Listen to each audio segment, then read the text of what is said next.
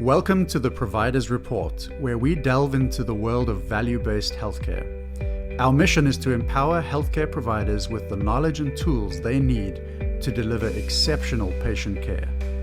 Each episode, we explore best practices, innovative strategies, and real-world examples of how to achieve the highest standards in patient communication and outcomes. Join us as we transform the future of healthcare, one conversation at a time. All right. Welcome back, everyone, to Better Doctor Project. We are here today with Jay Miller, who's a dentist in Colorado. He actually is a part of Comfort Dental franchises. We're going to learn all about that today and talk about his Enneagram type, which is type 3. So, Jay, thanks so much for joining us today. Yeah, I'm so glad to be here. I'm excited. Enneagram's been something that's become a big passion for me in the past few years of life and taught me a lot. So thinking about how we can apply it in practice as practitioners is probably one of my favorite things to discuss. I love it. I'm excited. Before we tap into your type, I would love to know a little bit more about your background, what you're doing with dentistry, all about the franchise. Just tell us everything. Yeah. So I was born and raised in a tiny town in Kentucky, just like a one stoplight town. I was also kind of a tourist spot for a local lake there that draws a lot of people in from states all around. Did my education, undergrad and dental school at the University of Louisville in Kentucky, with every intention of sticking around there and living. I had no plan to leave Kentucky once I finished school. There wasn't a ton of opportunity, and I had a couple of classmates from dental school that actually came out and joined this group in Colorado that had been in existence since like mid 80s, started as a couple practices up in Denver. And I just came out for a ski weekend with my buddy and talked about life and practice a little bit. And they were in a part of Colorado Springs here that was just growing and booming at the time. Starting a dental practice typically is a big task as far as having working capital in place to make sure that you're able to grow your practice as things move along. And they were so fortunate to be in a position where they had two dentists that started that practice, and I came in and joined them within like 6 months. And so it was kind of a booming area in town. We've seen continued growth in Colorado Springs. And the group was interesting to me because I liked the idea of a group setting, having colleagues on hand to chat and discuss patients and cases. The everyday business part of dentistry can be super stressful, and being able to have people to talk about those things with and share those responsibilities was a big draw for me. And then with Comfort Dental being really, to my knowledge, the only true dental franchise, we share marketing expenses, we share a name, we share a lot of kind of beneficial aspects to the business side of things and business practices. But outside of that, it's very hands off.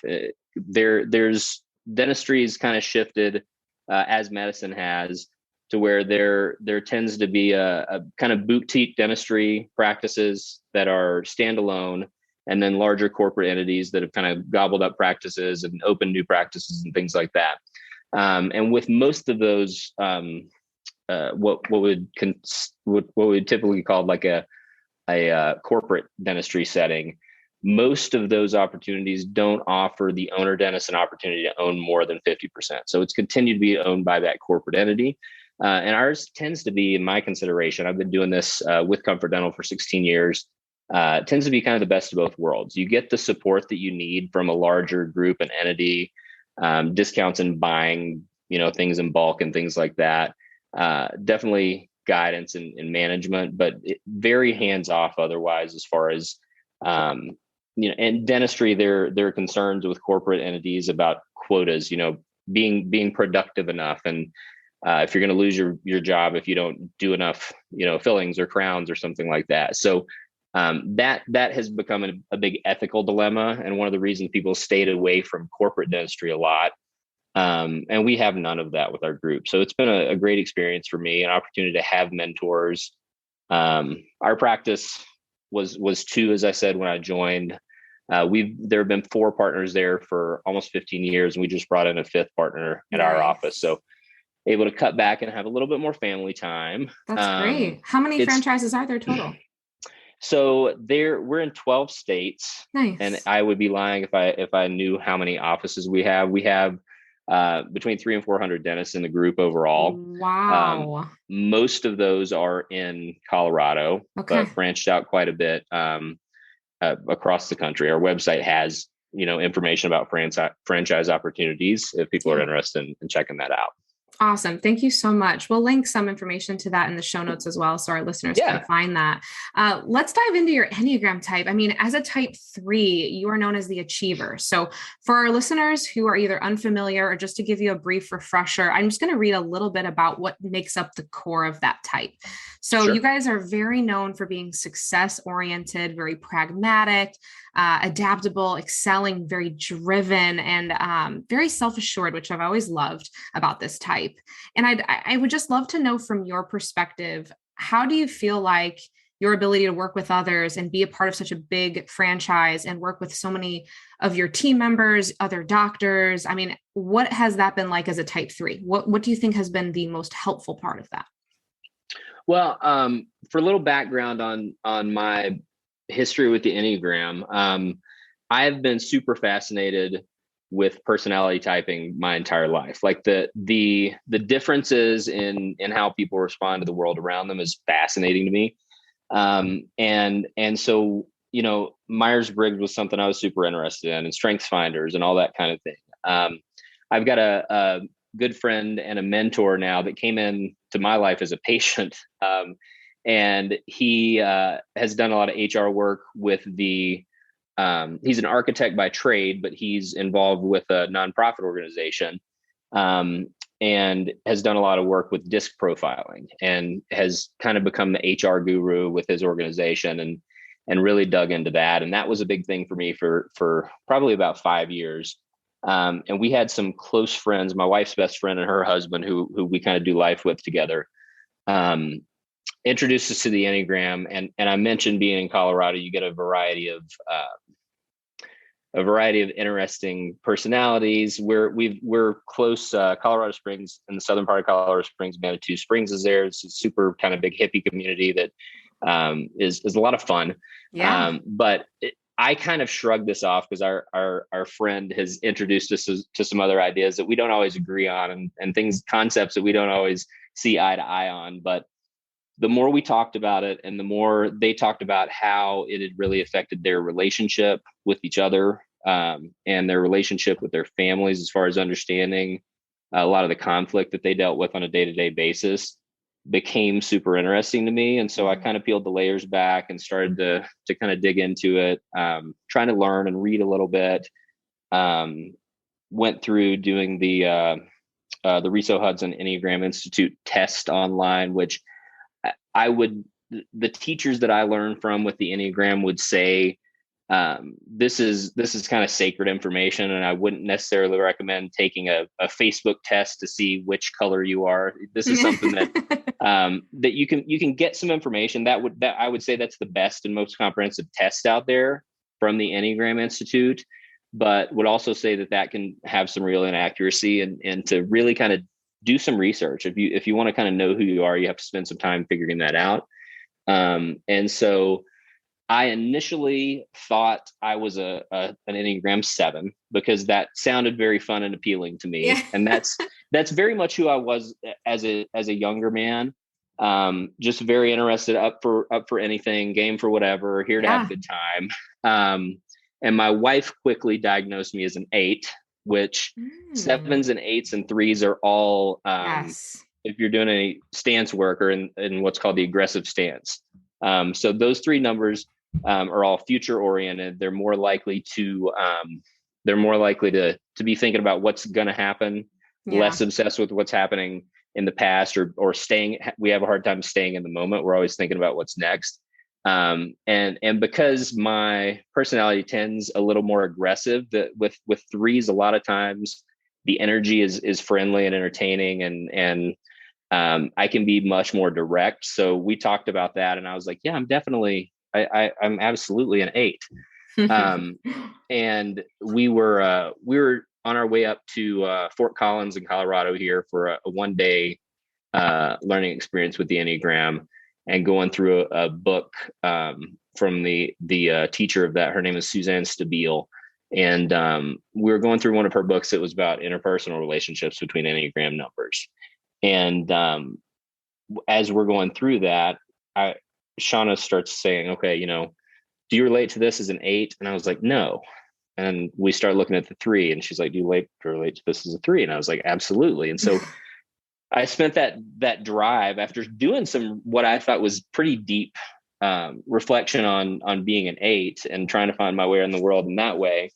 I spent that entire drive and then the rest of the day in that class just kind of sitting back and being wowed by the fact that I was something different than I am. So, and I think even that part of the learning journey of it has so much value, because you see how you can be different, so different from other people, but so similar in the same ways.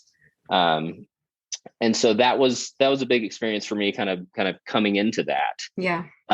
As I did some reflection on that, one of the things that I got into was, one of the things that's discussed with Enneagram Wisdom also is, what's your lost childhood message? And I was reading through some of those, and the lost childhood message for Enneagram 3s is that your love for who you are and not what you do. And that brings up a ton of emotion in me just to say that, because oftentimes when people are having trouble figuring out, because you kind of are drawn to certain qualities and certain numbers, and you kind of want to be those things. Yes. And one of my teachers says to read through those lost childhood message, and I felt like I was punched in the chest when I read that. And then I went back and read the 8, the 7, and some of the others that I related to, and I was like, okay, there's no way that I can be anything but an Enneagram 3. Yeah. Yeah. And the punch in the chest, that's how you know it's right. When it really resonates, that's amazing. A lot of teachers would say, like, when you read it and you're trying to be as honest as possible, and you feel ashamed or embarrassed, or you want to crawl under the table, that's probably your number. Yeah. And not to say that there's any shame in any of the numbers, right? Right. But it's almost as if someone has opened up your chest and exposed your biggest weaknesses and vulnerabilities, and you're laying your heart and out on the table there. But I just like any of this information, that's where the growth is. Like, leaning into the heart is not easy. No. But I think kind of focusing on those things and really being intentional about where you're going and what you can be for the people in your life is why we're here, right? Well, yeah. And I think it's why it's so important. And on this Enneagram series that we're doing, we are wanting to focus on both the amazing qualities and positive things that each type brings, but it is important to know those things that may give you that gut feeling in your chest, because if we don't acknowledge them and use them for better, you're missing such a key part of who you are and what you can bring the world.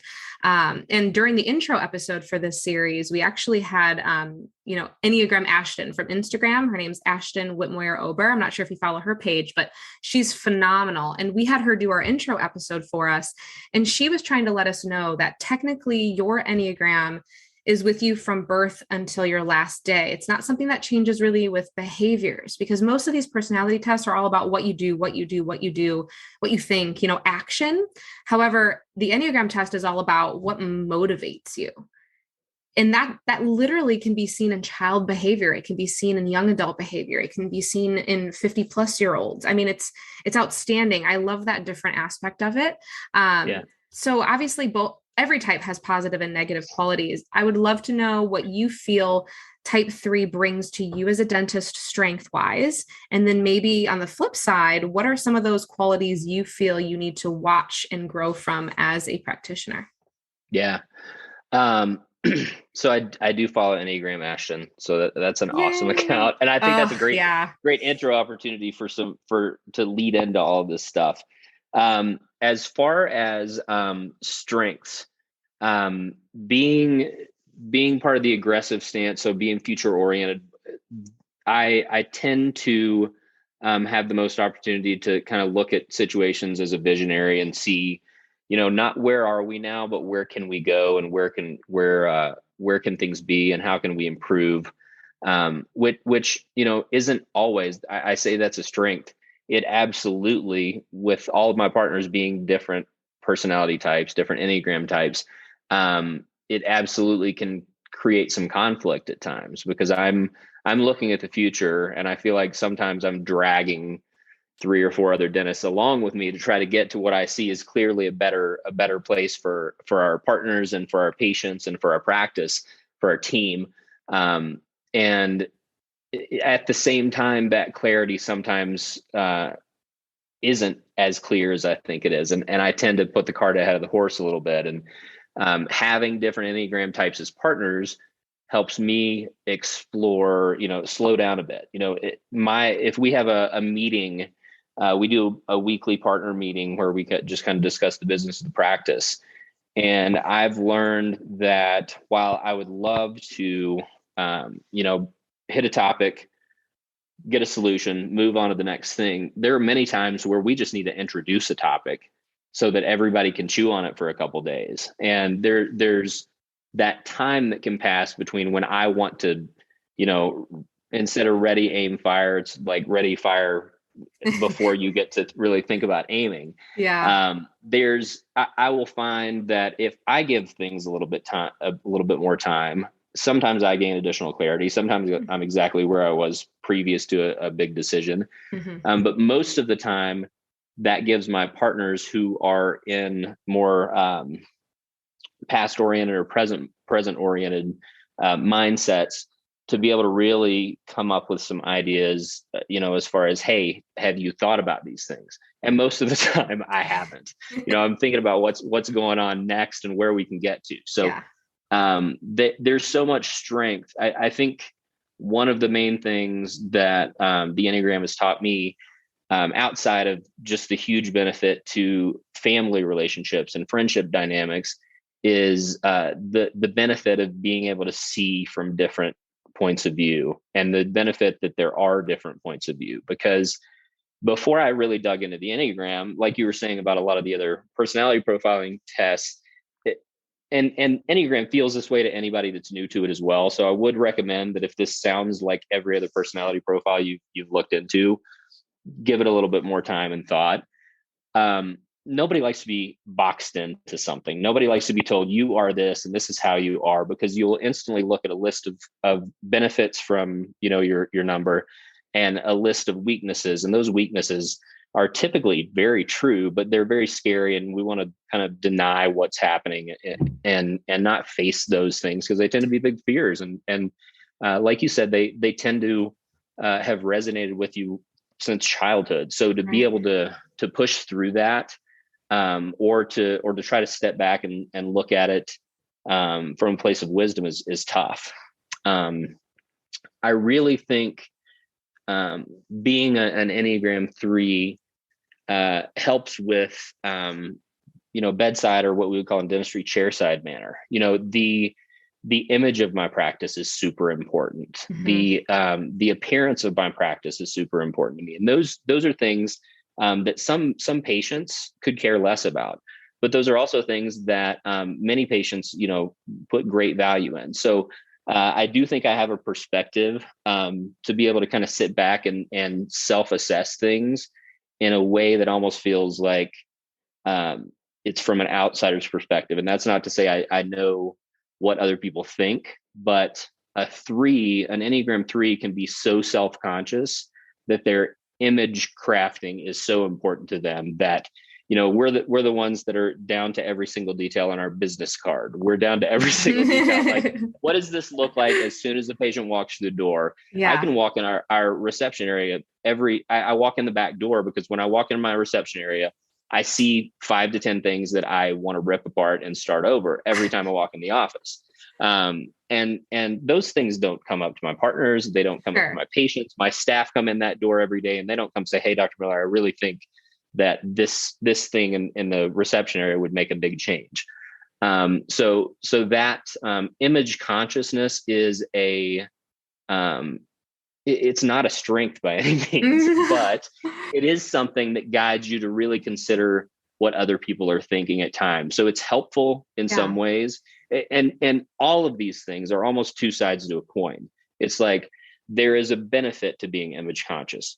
There is a horrible deficiency to being image conscious when you're guided so much by what other people think that you may not always know inside, if you really sit down and think about it, how you think or how you feel about something, because you may be guided so much to please other people in what your response to things are, as that you may be inclined to just say, well, I think the biggest majority of people would say this is the right thing, so I'm going to choose that as the right thing. And you tend to kind of grab onto things that may be what you think is a public perception of what might be the best thing to do, when that may not always be the case. So as a 3, trying to really sit in the quiet and listen to what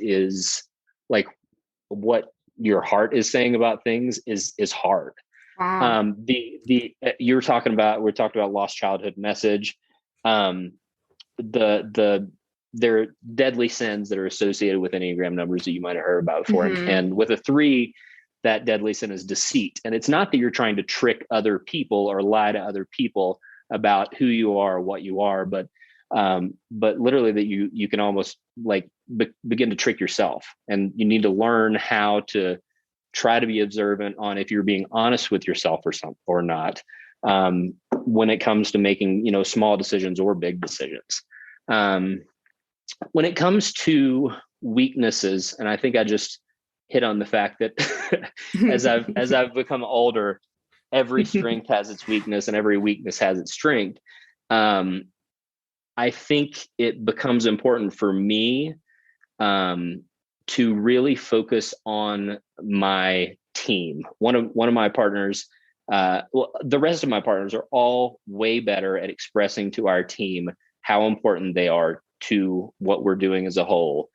And I tend to show up and go, hey guys, we're all on the same team. Like the goal is over there. The mission is over there. The vision is that way. We're all moving in the same direction, and let's go. And that that's not how most people want to move forward. Like sometimes we need to sit down and have a meeting, or sometimes we need to have a meeting and then we need to have another meeting about what we talked about previously.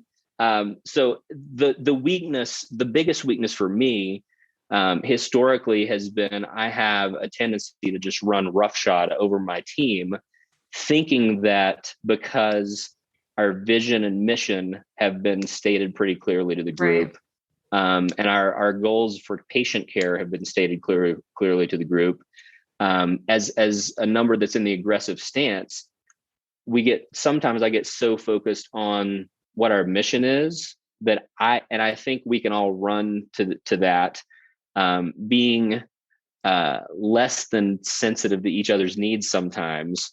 And there's an aftermath to that for a lot. I'm doing cleanup a lot of times. Yeah. Well, I'd love to know how your partners handle it. Like, how do they, because obviously having someone like that on your team is, to me, a blessing, because you want a visionary for the future. That's so crucial for any kind of business. It's business 101, right? You need that person for growth. But how do your partners kind of pull you back down a little bit? What have been some successful strategies for them? Yeah. I think they do a great job acknowledging, like, hey, that is a good idea. And I love the sentiment behind that. I love where it comes from, and it's they can tell that it's pure and I'm passionate about it, and I really want our practice to be a better place for everyone. And at the same time, they're able to say, hey, I want to honor that, and also, have you considered how it will affect the team? And is this going to create more work? Is this going to create more cost? Is it I'm so excited that our newest partner that just joined us a couple months ago has a business degree. That's rare. That's awesome. He got a dual degree while he was doing dental school. Wow. And for us to be able to have an opportunity to mentor him, but at the same time come to him and say, like, hey man, we've got experience in dentistry that we're happy to share this knowledge with you as much as you want, but you've got additional training that we could really use and that will help us fill some of the deficiencies we've had in our practice for a long time, just with that additional education and perspective. So I think the thing that they've taught me the most is to slow down and consider how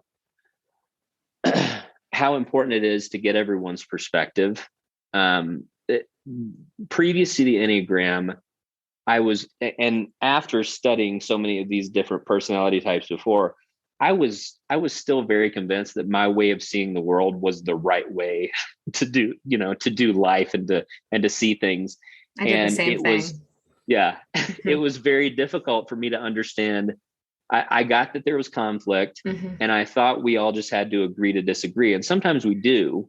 But to be able to sit in a place where that there are different ways to be in the world and to see the world, and that there's an intrinsic value that each of those brings to the table, that if you're willing to consider, which is very, very hard for us to do, like to consider, is my vantage point the way? Could there be a better way? Could there be another way? Can there be ways that we can all share in this together and grow, as opposed to what I've seen happen in a lot of partnerships historically? There's my way, which is the right way, and there's your way. And if it doesn't mesh with what I think, then you're wrong. And how do we move past that if there's no clarity on the possibility that your viewpoint is just as valid, even though I may strongly agree, and there's strength in that for us to have a discussion around it, right? Yeah, absolutely. So what do you think about patient care? Like, obviously, so far it looks like figuring out your type has helped you personally, professionally, obviously from a business standpoint. What about patient care? Like, do you have any examples of some interactions that you've had with patients where you're like, thank goodness I'm a type 3 because that worked great? Or possibly the alternative, maybe something went sour. Not specifically to like being glad I'm a type 3. Like, most of my thought processes on this goes back to, like, I'm one of many. And this was a ton of help going through that. Like, I cannot imagine going through the stress of COVID and the pandemic and the world we've lived in for the past few years without this as a point of reference, because we know mental health was a huge problem and has continued to be since the pandemic started. We know, in my partnership, we're in very different ideological places and political places, and that created some strain and some stress, obviously. But it also helped us, that difference, I think, really guided our practice in a way that we could help patients from a perspective that was more guided by, not just one school of thought. And so as far as patient care, the biggest benefit for me is, instead of sitting down with a patient, going through, a new patient process where historically, we would run through some quick questions, and, then we go take some radiographs, and then I'd do some diagnosis, and then we'd have a conversation about that. In my initial interview at this point, it has nothing to do with those initial questions. It's listening to how the patient answers those questions. And we're immediately able to see, like, I'm immediately able to start to ascertain, okay, where most people have some level of dental trauma, right? Like, it's a place that, unless we're doing some cosmetic stuff that's super fun for the patients, it's a place that, nobody's excited to come, because it's going to cost money that they don't want to pay for something that they don't want to do, that they're afraid is going to hurt. Right. And so there's so many fears before a person even walks in the dentist's office. It's very common that I sit down in my consultation room, and the first thing the patient says is, "No offense, doc, but I hate dentists." And so if that's the patient perspective, and you can ask any dentist how often they hear that question, and it's a staggering number. Wow. But that gives me an immediate place to start, where I can go, okay, this is where this person's coming from. Okay, if every experience and interaction you've had with a dentist has been a negative one, how much of that is on the dentist, and how much of that is on the patient? You can start to ascertain what in dentistry we'll call PITA patients, pain in the ass patients, right? Like, is this person prone to be more difficult to work with based on their history? I just had a patient that was in this week, and she'd been in with me on an emergency basis. We ran into a situation where we didn't see her for a couple of years, came back. The treatment that we had taken care of for her was kind of partially finished, and she returned and just went, "Okay, I'm ready to do the rest of the stuff." And I'm like, "That's not how this works. Like, I needed to see you 2 weeks later And it's 2 years later. A lot of things have changed in that time frame. She's had some health issues. She's there with a caretaker. And we talked through a very different conversation when I saw her last week that, basically she was going to need a ton of treatment, considerable expense. She wasn't emotionally prepared for that at all. And so I said, look, come back. We'll have a bigger conversation about this. Let some of this sink in. And we had another visit this week, and there was still a lot of communication barriers that I had with her, but in being able to sit back and ask honest questions, like, I feel as if we've got a trust barrier here that I don't know what to do from my perspective to work around. Are you comfortable as a patient? Like, it's so important for you to have a provider that you can trust, that I don't know if I'm the right person for you. Do you want to be here? And then, the patient turns around and says, you're the most trusted dentist I've ever had. You're the only one that's never caused me any serious pain. I know, and gives the patient opportunity to say, like, I am as a person doing my best, but this is a hard relationship for me. Right. And so I think having the perspective of just coming in, I think it's very easy when I was a younger and less experienced dentist, to just write someone off and just say, if you're not willing to accept my treatment, then this isn't the place for you at all. Whereas now I can go, okay, how do I work with a patient like that? How do I prepare my team each time this person enters the office so that they know what we're dealing with? Because as you're probably aware, the most of the time the day goes along smoothly, but if you run into any roadblocks and you have a patient that as a provider you would consider difficult, that can sink the attitude of the entire practice for the rest of the day. And if that's the first patient of the day, that's a big hole to dig out of over the next few hours, right? Definitely have been there. So I think being able to have a perspective to sit down and having done a little Enneagram work, most of any personality type, we get interested in it because we want to learn about ourselves. Ego will always push us into that direction, but then you start to go, okay, how does this affect my family? How does this affect, all the other relational dynamics that I have? And once you've done enough self-reflection, and I think the good news is you can start to grow that circle of who those interactions apply to. And so once you get through the really hard stuff of realizing the stuff about yourself you don't really love, and you can kind of come to grips with that a little bit, you can start to take that in and work with the people that you love outside yourself. And then you can start to take it into, I could not see myself using this wisdom or information with difficult patients 10 years ago, because I didn't have the capacity to care enough for those patients to want to know where they were coming from. And this gives you a real kind of vantage point to do that from, which has been so big for me. It's so helpful. And that's why, to wrap up, I would just really like you to talk to all of our listeners who are super unfamiliar. Maybe this is the first time they've even heard of this test. Maybe it's the first time they've really thought about this personality type. What is something, or maybe they're listening and they're realizing, I think I'm a lot like him. A lot of the stuff that Jay's saying, I'm resonating with.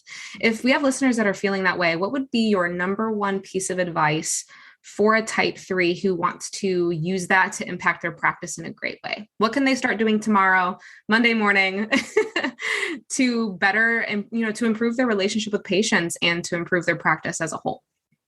Sure. First, I would say that if you've gone into healthcare at the provider level, there's probably a good chance you could be a 3, 7, or 8, because people that are inclined to want to take charge, be a business owner, things like that, are often in that category. I would also say, because some of the other numbers are much more have much bigger strengths in care and compassion. If you came into healthcare specifically, and we all said this on our interview applications and things like that, that we did it to care for people and all of that stuff. And I really thought that was true as I was starting to go into practice. But the more I looked into things, I went, this definitely feeds my need as a 3 to achieve and perform. And dentistry is, we're working in millimeters. It's a very precision focused field as well. So it's interesting to look back on who you thought you were 15, 20 years ago and really be honest with yourself there on things like that. So I would say that I think the benefit of having providers that have these 9 different perspectives is crucial to a larger group. And I would recommend that if you aren't in a group practice, as I'm fortunate enough to be, that you maybe branch out and try to find other people that differ from you. You know, if you're talking about what can you do on Monday, and I think this helped us all in a world that's been so interesting in healthcare specifically for so long, is seek out people that you disagree with and think about why you disagree with them, and give some real reflection on whether you might be able to agree with them on something, or whether you might be able to concede a point that you're very for myself, might be particularly aggressive about sometimes.